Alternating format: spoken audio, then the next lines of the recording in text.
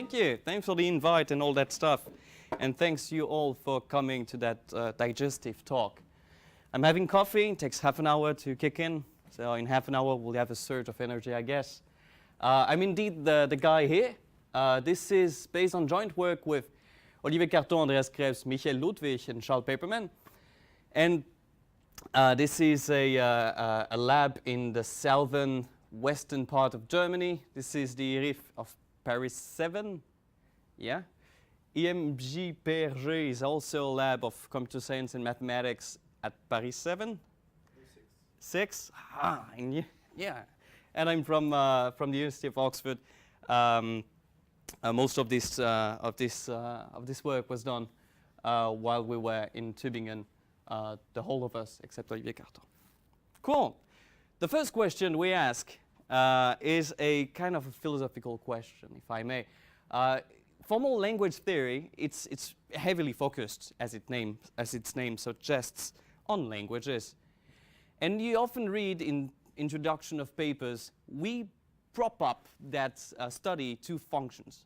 But what does it mean? What is a good and reasonable way to lift a set of languages, this is a set of languages, to transductions? Okay, transductions is just a fancy way of saying a function from words to words. Okay, I will use that term because this is the usual term, but if you happen to forget it, it will be here at all time in very small. Okay-do. So what is reasonable? I mean, we can have multiple notions of what is reasonable, a reasonable way to lift languages to functions. We may want that the base functions, maybe the characteristic functions or something like a unit case of the functions, are close to the languages of the class V. We may want that the functions are compatible in some way when they compose themselves with V. We may want to ensure that all the links that we had before between the usual theory and the theory of a lifted theory to functions still hold, with links with circuit complexity, with something called pro-finite equations. Don't be afraid yet. Okay. So the contribution that I wish to present today is twofold: the identification of such a lift, such a way of lifting languages to functions, and showing that it is reasonable with these notions of reasonable formalized. And the second point is showing that you can decide whether some simple functions called rational transductions belong to the lift of a class. Okay? So that will be the program for today. The first part would be on this lift. In general, what is a way of lifting languages to functions. Then the study of continuous will be the special term we use for the lift. Rational transductions, which is a fancy way of saying automata with output. And we'll discuss links between the shape of the automaton and its computing a specific class of function. Okay, but let's get to the simple stuff first. Lifting language classes to function classes. So we have multiple options. If we see the first option, like we see languages as functions, there's an easy way to do that, and we build on them. What is the easy way to define V functions for a class V? Well, it's just to take the characteristic functions, right? Characteristic function, I take a word and it outputs 0 if the word is in the language, 1 if the word is in the language, 0 if it's outside.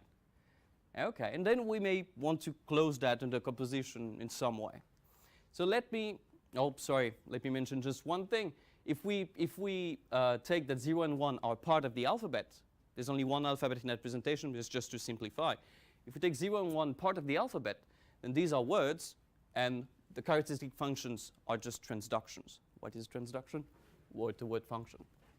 Okay, so we can just start then with a simple idea. Let's say that the lift of a class of languages is the largest class of functions, such that the characteristic functions are exactly the ones of V, and that the class is closed in the composition. The largest such class, right?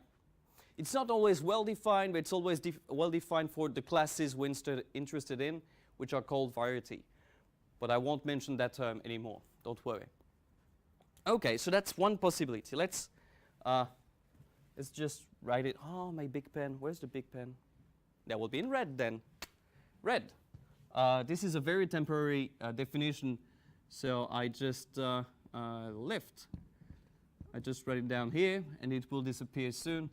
Lift of V is the largest class F, such that 2 points F intersected with 0, 1 to the A star, so all the characteristic functions. This is the set of characteristic functions of languages in V. And the second point, F, is closed under composition. Circle. Sorry. Yes? Are you sure it should be the largest? Yes. Not the smallest one? I'm sure. What is the smallest one? The smallest one will be very close to just the characteristic functions, really. You compose them, you don't obtain much more. Right? So yeah, that's a tricky definition indeed. It's the largest class of functions that are closed under under composition and that do not introduce new characteristic functions. Okay. Okay, well, that's one possibility. A second one would be just, in a way, don't color outside the lines. If I give you a V language and a function that is supposed to be in the lift, you shouldn't be able to create new languages. How do we formalize that? V functions cannot be used to create languages outside of our class from languages starting in the class. Coughing. What does it mean? It means that if I take a language in V, say L, and I use a transduction tau that is supposed to be in the lift of this whole thing, then this whole language should be in V.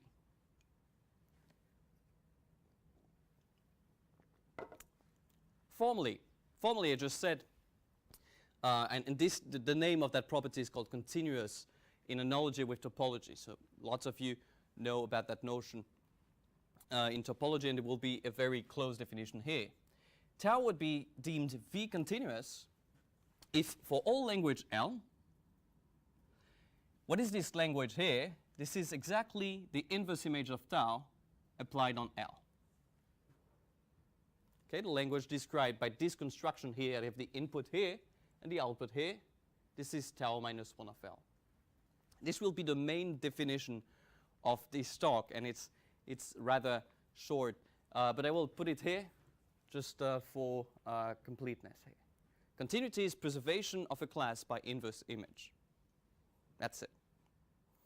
So now we have two definitions, which is never a good sign, except when you can collapse them. And it so happens that for most classes, this weird definition here, well, natural in some sense, but largest is certainly saying something counterintuitive with the usual way of having classes defined.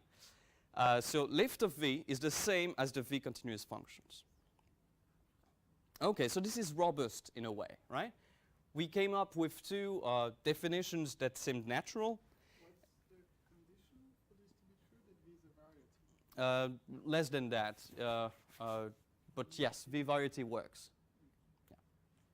Yeah. Okay, so I will erase that so as not to distract you anymore with that thing. Goodness, I'm very bad at erasing things. Okay, so this is the definition that we'll focus on today, continuity for functions. The third point of what is reasonable, we said, is that we preserve connections with traditional formal language theory. And there is one notion that is central in there and that people don't usually like. It's linked with what is called profinite words. I will give a very simple definition, so if you don't know what it is, there's strictly no problem. A profinite word is just a sequence of words, an infinite sequence of words, that are ultimately indistinguishable for all regular languages. What does that mean? It means that this is a profinite word, so it's a sequence of words. If for all regular languages, for all large enough n, all the words are in the language or outside the language. This we take as definition of profinite word. It's just a very long sequence, an infinite sequence, in fact, that is virtually indistinguishable after some step for any regular language. Okay, it just describes infinite behaviors compatible with all automata. Okay, there's one profinite word that we need to know. It's always the same if you've seen presentations on profinite words. It's taking a word x and taking its omega power. And the omega power is the sequence defined as x to the 1 factorial, x to the 2 factorial, so forth, x to the n factorial. Then you will have to prove that this is a profinite word. What does it mean? It means that for any regular language, at some point, you either accept or reject all the words. And this is a property of the factorial here. If you are congruent to 0 modulo every possible integers, then in particular you're congruent to 0 modulo any size of loops in the automaton describing your language. So x raised to numbers, just x repeated. Sorry? Oh yes, yeah. Yes, certainly. X squared is xx, and so forth. Yes, yeah, indeed. Okay, and that's all we will need for profinite words. I'll just write here that the omega term is the sequence of x to the n factorial, but it's just for your curiosity. If you want to have a intuitive meaning of x to the omega, you just think of x repeated such a number of times that is congruent to 0 modulo any number. Cool. Lots of classes are defined just by saying that not only all regular languages cannot distinguish a profinite word, but also two profinite words cannot be distinguished from languages in that class. An example. The most classical class is the aperiodic languages. You don't have to remember all that, but it's just give you an example. The aperiodic languages are defined, the class of aperiodic languages is defined by equating x to the omega and x to the omega plus 1. This means that the plus 1 is just put after every exponent here. What does that mean? It means that not only the languages in A cannot distinguish between elements of x to the omega after some time, but for all large enough n, it cannot distinguish between x to the n factorial and x to the n factorial plus 1. Okay, this is the definition of periodic. And there's a lot of different classes that are defined using equating omega terms or equating profinite words. Other examples include com. I'm just saying that AB is the same as BA. The languages in there cannot differentiate between AB and BA. Okay, and we may add some context on the sides there. So any pair of letters AB appearing in the word, I can swap BA and AB. Other classes, I removed the classes, did I? What? Okay, other classes include, because they've disappeared somehow. Is that the, yeah, okay. They've disappeared somehow. Piecewise testable, group languages. Group, what are groups defined by? They're defined by, and you'll find some, so group is defined by equating x to the omega with 1. You're saying that if you take a word and you repeat it modulo, so that it's congruent to 0 modulo every number, then you will find the identity element of the group. And this is just the empty word here. You cannot differentiate a word that is so many factors repeated with the identity word. Okay, let's just skip that. So classes are defined with things like that. The magic of continuity here is that there's a notion of preservation in the with the lift from languages to functions. Tau is V continuous if and only if, that's a characterization, for all equations that hold in V, so for all U and V that cannot be distinguished by a language of big V, then tau of U is the same as tau of V, and we may add some prefix and suffix here. Okay. Good, good, good. You mean to each word of U, or like for how does suffix and prefix work? What's the point operation? Oh, it's concatenation. It's concatenation. This is just an infinite sequence you concatenate with every term. Okay. Sorry. Yeah. Does this make sense because you're concatenating to an infinite word? What do you mean? Oh, U is not an infinite word. It's an infinite sequence of words. And this is just a point-wise concatenation. Yeah, with all the term. So with any word in the profinite word, or how should I? Exactly. Okay. So x to the 2 factorial, for example, could be U in the case of x omega. yes. Alright. Yeah, yeah. But SNT are finite words. SNT are finite words. Yeah, there's been some LaTeX. Well, yeah. I will just put that. Do I put it here? Because this is the main lemma of characterization that we'll use for decidability later on, and for just studying the whole thing. Tau is V continuous if and only if it preserves equations with some context. SNT. But it's really just philosophically, it's just preserving equations. Okay.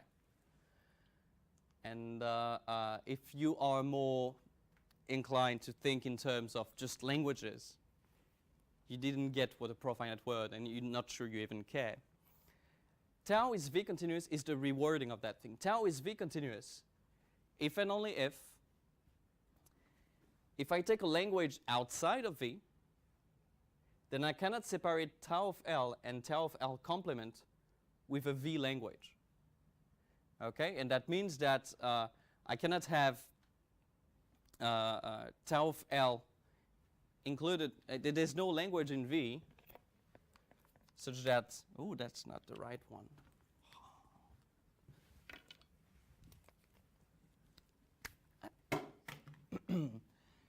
Tau of L is here. I have a language that includes it, this one here, and that avoids tau of L complement. So this is separating. This language separates tau of L from tau of L complement. So yeah, this thing with profinite words, they have a tendency to frighten people. Oh, there it was. To frighten people. But they're really just a rewording of separation results. Just a very, it's just to manipulate classes of separation with single elements. But they're really just a rewording of that. Cool. Cool, cool, cool. And we're done with this lift thing. Okay, so what did we see in here? We saw that lifting languages to functions, a correct notion for that, a notion that matches our interest, is the notion of continuous functions for a certain class. Okay, we saw the preservation lemma, which states that being continuous is pretty much the same as preserving equations. That's the takeover of the takeout. That's what you should have remembered from this part here. We'll apply that to a specific class of functions called rational transductions. This barbaric term just refers to transducers, that is, automata with outputs. So you just take an automaton, and it has outputs. That's it, right? So for instance, if I take the word ABBA, I will go ABBA. This is a non-deterministic automaton, but there's only one path to recognize the input word. So it implements a function, right? And the output will be just removing the last B. So I will just obtain ABA. So do you require the automaton to be unambiguous? It's a good question. It so happens that every function implemented by a non-deterministic transducer can be implemented by an unambiguous transducer. And that's the result. It's not entirely obvious. Well, it implements a relation, right? Or a function from word to languages. Yeah, okay. And if it's a singleton or less, the cardinality of the image is always less than 1, then it implements a function. Right? Okay. There's a good reason why we're interested only in functions, by the way. I don't have time to dwell on that, but everything will fail with relations in there. Okay. These are transducers, and rational transductions are the one implemented by transducers. There's one thing we missed in the lifting. So we have the connection with the profinite words, and I mentioned that we may want to have the connection with circuits to still be there. There's one slide about that topic if you are interested in circuits in general. Transducer is input-output. So the main class of interest, the first class of interest in circuit complexity is called AC0. This is only for that slide, so you can snooze if you don't like circuits. This is a language in that class. If for each input size, you have one small circuit describing the language, one Boolean circuit. So you have something like there's n inputs, one output. The depth doesn't depend on n, and the size of this thing is polynomial in n. This is called AC0. And the lift from languages to functions for these objects is quite obvious. You just take n inputs, m outputs, and this is pretty much the same thing. Yeah, the drawing is a bit more shaky because I was in the train there. Nah, all do. Okay, so this is functions computed by AC0. The class of regular languages computed by these circuits is well studied. It's called quasi-aperiodic, and it has lots of great properties. And what we can show is that the rational transductions that we compute with that model are exactly the one that are continuous for quasi-aperiodic, so the regular languages in AC0. This is a characterization there. Okay, so there's one direction which is quite obvious there, because we define continuity as you can stack things together and you don't go out of some class. So if you start with an AC0 interreg language and you stack some transductions continuous for it, then you won't go outside AC0. So there's one direction which is obvious. The other one is just a bit more work, but it's not that complicated. Okay, that was just for people interested in circuits. Let's get back to actual questions of decidability, because even there's a natural question. If I give you a transducer, can you decide if it's continuous for that class? It so happens that it is decidable for a whole bunch of classes. We have no very uniform proofs, but we have proofs. We have proofs for specific classes V. There will be 2 technical slides. See how long you can understand me. I will be a bit confusing because there's a lot of detail I will be skipping. Okay, first off, A was our class of, what's that? A? No, that doesn't make any sense. It's A continuous. Yeah, there we go. It's been there for three talks. I've never seen that typo. Okay, tau is V continuous, is A continuous for A periodic if we just apply the only tool we have, if it preserves the equations of A. What are the equations of A? We saw equating x to the omega with x to the omega plus 1. Again, A is a periodic. Okay, so how do we turn that into a decidable property? So we look at what is tau of this thing, and we look at what is tau of this thing. So we start with Q0, initial state, F, the final state, and we trace S x omega t and S x omega plus 1t. And we'll look at the output. And you may say, how do we compute the output? This is just because of some topological arguments. This is just applying the function to every part of the infinite sequence that composes the profinite word. Okay. So S x omega t will be u y u prime, and S x omega plus 1t would be v z v prime. And what we have to check now is that these two things, the output in green, are equal in A. And what does that mean? Okay. Maybe before that, just a remark in passing. S is the same here. I may be interested in all the pairs UV that I obtain by going with the same word to P and to Q. And this defines a relation. I can do the same. All the pairs of outputs from the same word from P prime and Q prime going to a final state. These define sets that are rational, which means they're computable by a transducer. And what I have to check now is that all such u, v, u prime, v prime verify u concatenated with y, u prime is the same as v concatenated with z, v prime. Okay, if I decide that, I've decided, and I iterate over all possible words x, which is a problem, but it's an easy problem to solve. What do you mean by should verify? So what is this? This is exactly tau of x, s, x omega t. And what is this? This is exactly this output here.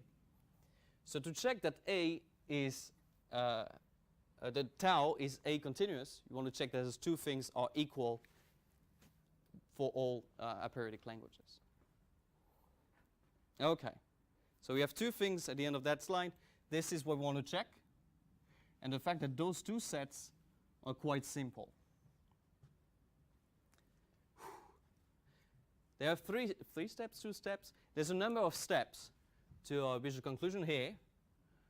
First, the target set of these u, v, u prime, v prime, the target set, so what they should verify here, I added some omega for because it's closer to the actual statement, but it's not a good idea. The first step is to simplify this set. It so happens that this is very close to just identity times identity. You can add more y's in that sense, more z's in that sense, because z omega plus 1 is equal to z omega in the aperiodic, but this is close to the identity times squared. Second step, you consider all triples like we did, p, p prime, q, q prime, except we just identify p and p prime for simplicity. And we consider the languages that we mentioned before, the pairs uv and the pairs u prime, v prime. And then we just have to check, because this is our target set, that this times this is included in the identity. Okay. And this would be our decidable criterion. We'll iterate over all possible three states here, extract this language, this relation here, and check they're close to the identity. And that's it. This is how we decide a periodic continuity. Using similar tools, we show decidability for a wealth of classes that you may know. So I will just mention them. It's not just humble bragging, but we have J, yes, we have RL, we have DA, we have A, we have COM, we have AB, we even have G sol, we have G, we have all those classes. There are a few that we didn't manage to prove decidability. So there's still some weird classes for which we're like, we have no clue. Our for techniques just don't work. But for these classes, this bunch of traditional classes, we can show decidability. Okay. Whew. And we're done with that part here. One natural question is then all that we did here was quite. We forced ourselves to consider exactly what is the output of each transition, and we relied heavily on the preservation lemma, which talks about the output of the function. But a traditional study of automata, of transducers, is only interested in the structure of the automaton. That is, its shape, what it looks like. How do you compute something on the automaton if you do it by hand? And in fact, we can study when is the structure of the automaton, implying when it is when the transduction it computes is continuous. And this is the subject of this last point here. Okay, in here we saw how to lift languages to functions. In here we decided this notion for transducers. In here we'll study how the structure of the transducer is linked to its computing a continuous function. What does it mean, the transducer structure? If you know about the notion of transition monoid, this is the same. If you don't know about it, here's one way to define it. We said that a transducer is a V transducer if every time, for all states of the transducer, and every equation that holds in the class V, so think x to the omega equals x to the omega plus 1, for instance. So you start from a state Q, you reach U, this gives you, it's a non-deterministic automaton or transducer, this gives you a set of states, let's call it Q. Okay, and then you read V from that one state, this gives you another set of states, let's call it Q prime, and those two sets should be equal. That's it. Okay? The automaton itself cannot distinguish between U and V. This is why we say it's the structure of the automaton. It's really the automaton itself which cannot do it. And notice one thing here, we're only talking about the structure. I said it's a transducer, but we didn't even consider the output. So it's just the input here, not the output. So it's a very different study in that sense. It studies the syntax, in a way, of the transducer rather than its semantics, rather than the function it computes. So now that we're equipped with two different notions, yes, sir? Just to be clear, you Yep. have equivalent transducers, but one of them is a V transducer and one isn't, right?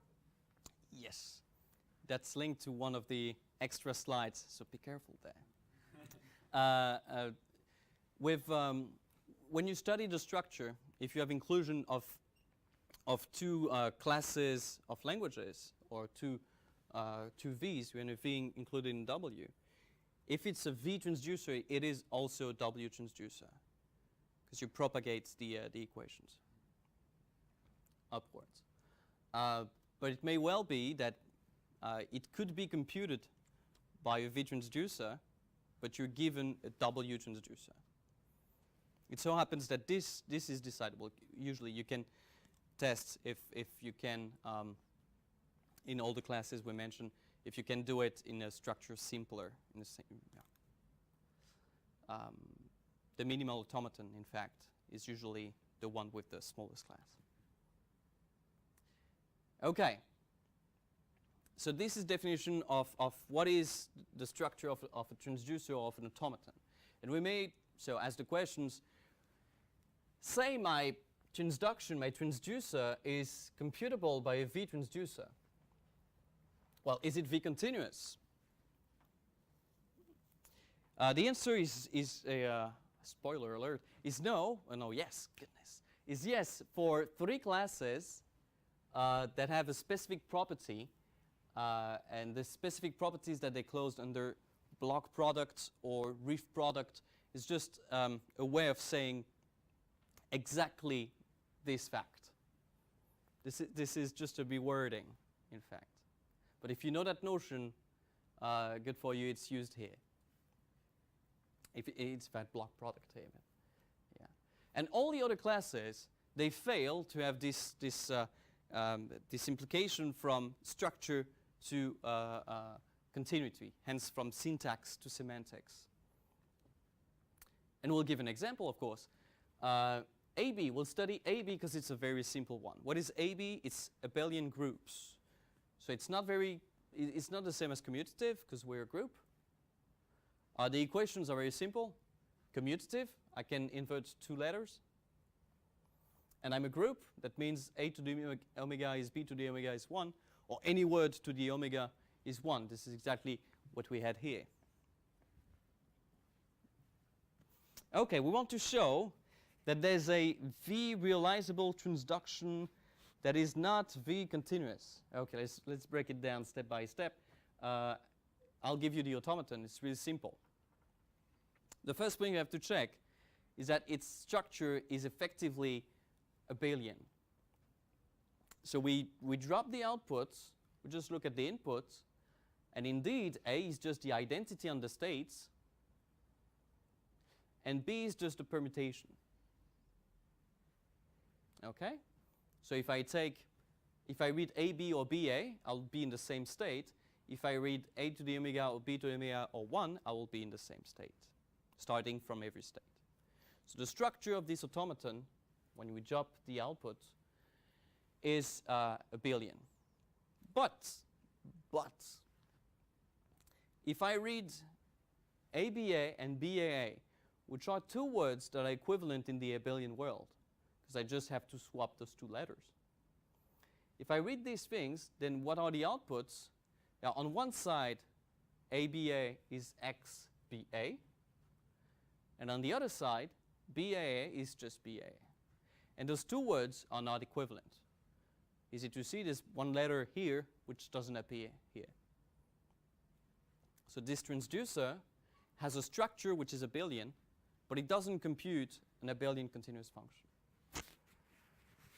Okay, one more. But the other way around. Say the other way around. If I have a continuous function, transduction in fact, is it computable with a transducer that has a structure of the same type?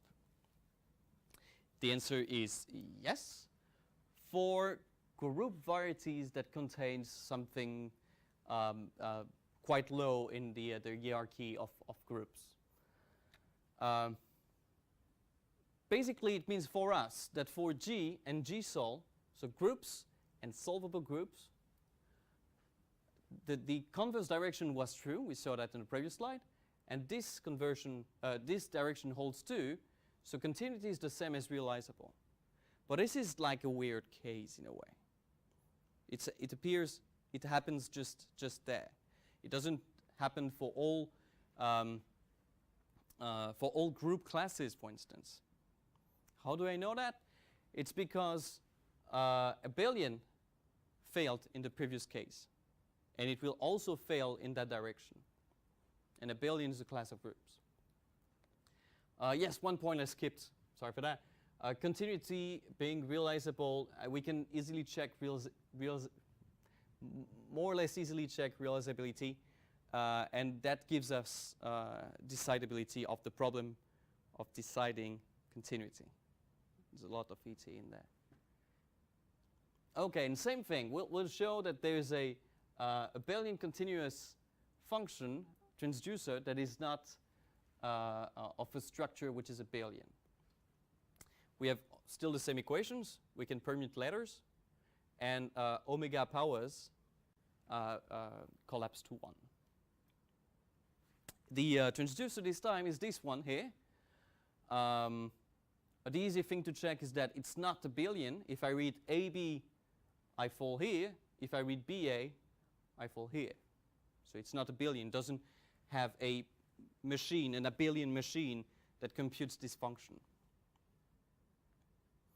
And we have to check now that it is continuous. And to do that, we use, this is our only tool really, we use this thing. We should show that all the equations are preserved. Okay, so we take the equations, we disregard here the fact that we need context. It's quite easy with context to either fall here or fall here. And we show that that tau of AB is the same as tau of BA, and so forth. So the first one is tau of AB. That's going there. That's outputting AB and AB. So AB, AB. Which is the same in the abelian word, the same as BA, BA, which is the output of reading first a B and then an A. Okay, so we've checked that this equation is preserved. The other equations are also preserved. In fact, if you take any word to the omega, you will do like AB, then lots of ABs if you go on the upper part. And if you start with a lower part, you'll do BA and then a lot of BA. So if you permute the letters, you just have always as output AB to the omega in the abelian word, which is the same as 1, which is the same as tau of 1, if I didn't forget to add that this is final state. Okay, I forgot that. Okay, not bad. And this gives us a complete picture of when continuity and realizability are linked. Okay, when is structure linked with semantics? Which brings us to the conclusion. So what did we see? First, we developed a theory of composability, behavior, preservation through the notion of lifting languages to functions. We use different ways to do that, and they all collapse to the same definition. This is rooted in profinite topology, or profinite words, or profinite theory.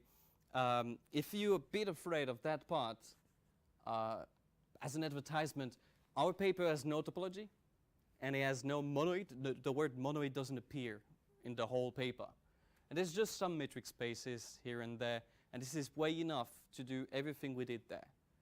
Simple notions, and the results are quite fun.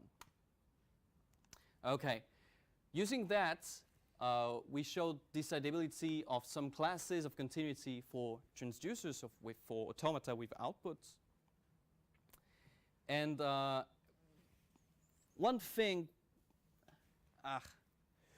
that we may want to study next is, rather than just preserving a class, it would be mapping a class by inverse image to another one. So VW continuity, there we go. VW continuity is just saying for all language that are in W, tau minus 1 of L is in V.